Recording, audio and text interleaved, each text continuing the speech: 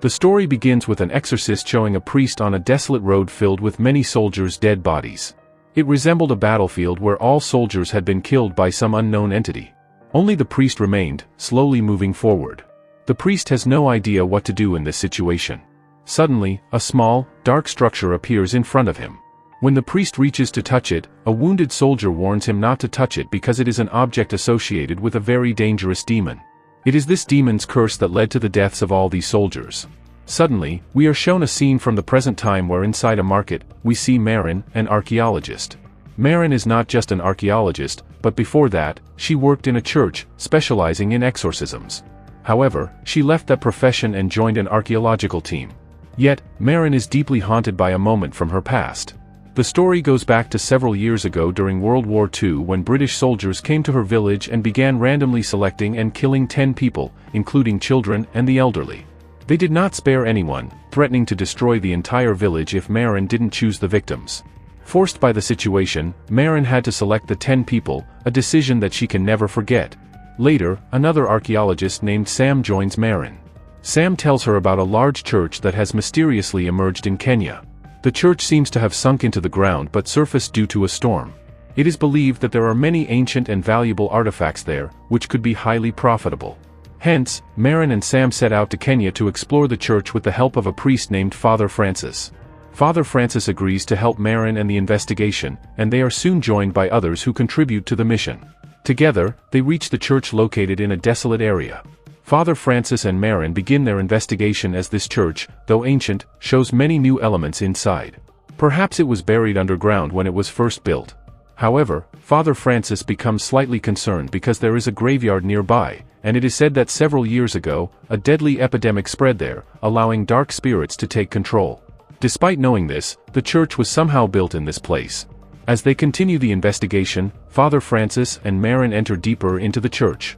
Inside, on the walls of the church, there are numerous paintings and figures. Some of these depict God, while others represent the devil, Lucifer. There are inscriptions revealing that, long ago, Lucifer was once an angel who served God honestly. However, as Lucifer's powers grew, he built his own army and sought to take God's place, wanting to control everything. When God discovered this, he cast Lucifer out from the angelic realm and imprisoned him in hell. It is said that Lucifer keeps trying to build his army to escape from hell. In the church, Marin and Francis see statues of 2 angels, but the strange thing is that these angels are holding weapons pointed downward. It is believed that angels don't carry weapons, and if they do, they are usually directed toward heaven, not earth. These details force them to think deeply. Moreover, there is an inverted cross inside the church, adding to the unsettling atmosphere. Marin begins to suspect that this could be the work of a demon or some dark force. However, Father Francis insists that this must be the work of humans, intending to disgrace Christianity. Father Francis has many questions on his mind, and with him is a helper named Jim, who assists in the investigation. He told them to contact one of the senior archaeologists in their team, but Jim mentioned that his mental condition wasn't stable, so they couldn't talk to him at the moment. Because of this, Marin and Father Francis' team had to wait.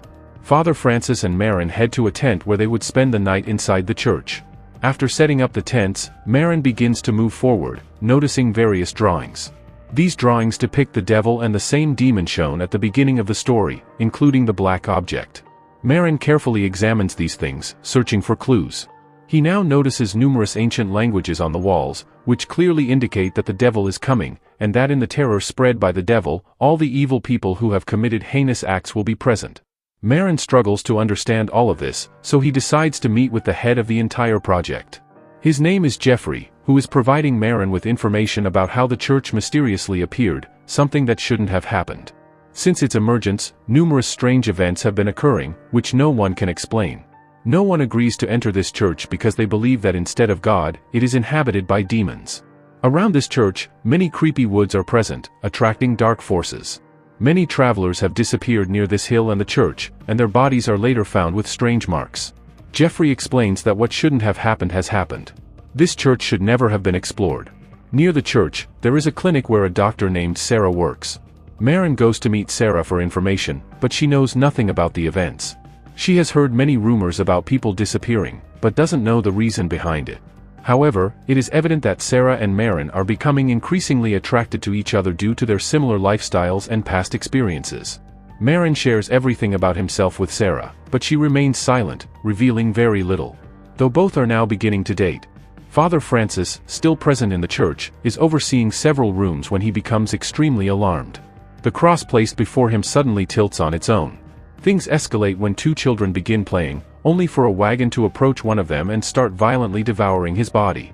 Many wagons gather around and consume the entire body. However, nothing happens to a girl named Joseph, who stands calmly aside. The next day, Joseph also falls ill and is transferred to a hospital. Meanwhile, Marin visits a man named Beryl at the hospital, who was attacked and saw everyone killed. Marin hopes that questioning Beryl will reveal some answers. However, as Marin enters Beryl's room, Beryl speaks in an eerie voice, stating that he knew Marin was coming. He tells Marin that there is no God here, only their reign. Beryl becomes uncontrollable and begins attacking himself with a jar, ultimately taking his own life. Upon closer inspection, Marin notices strange marks on Beryl's body, possibly trying to convey something.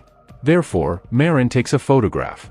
Soon after, Jeffrey meets Marin again, giving him a holy book containing the church's old history, which might help in uncovering secrets. Jeffrey also reveals that everything seems to be related to that graveyard. According to what he knows, many years ago, a demon existed who played with people's emotions.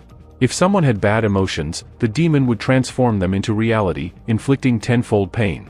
Marin takes all this information and continues his research. As he continues exploring the church, he comes across a massive statue of the same demon, but with its heart missing. Marin persists in his investigation, but learns that Jeffrey has been attacked severely. Meanwhile, Sarah, who is staying at a hotel, begins to bleed heavily. She becomes shocked as she knows biologically she cannot do such harm.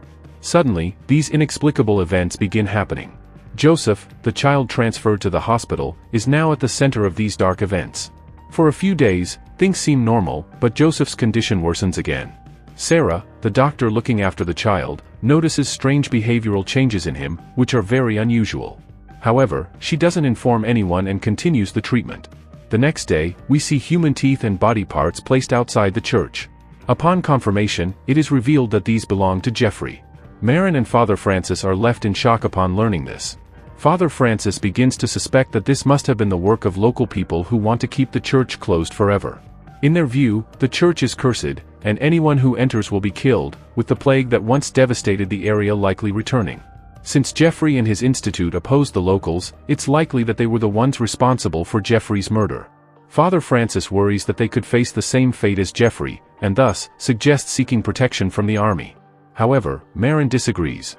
He believes that military forces shouldn't be involved because his past experiences with British soldiers have shown how dangerous they can be. Marin sees the graveyard as the root of all problems, where the plague began and demonic activities started. Therefore, he feels the need for a deep investigation into it.